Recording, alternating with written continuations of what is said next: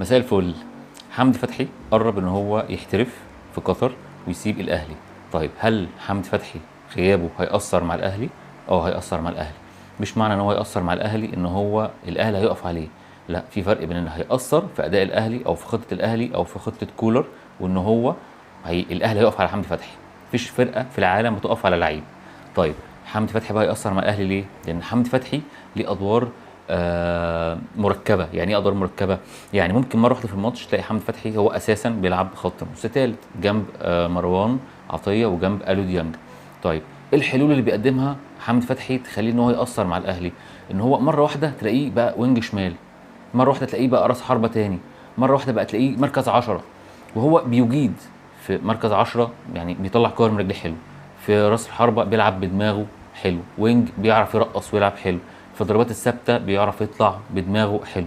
فدي حلول بيحتاجها اي مدرب، في اي لعيب بيحتاج حلول. فالحلول دي كلها هتبقى مش موجوده لما حمدي فتحي يمشي. كولر هيعمل ايه؟ الوحيد اللي يقدر يعمل شغل حمدي فتحي في مصر كلها هو لعيب واحد بس، هو امام عاشور. امام عاشور هو الوحيد اللي يقدر يقوم بادوار حمدي فتحي. طيب هل امام عاشور هيروح الاهلي ولا لا؟ هل الاهلي هيقدر يوجد بديل لحمدي فتحي غير امام عاشور؟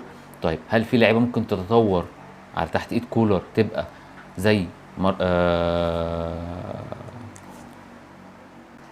هل في لعيبه هتتطور تحت ايد كولر زي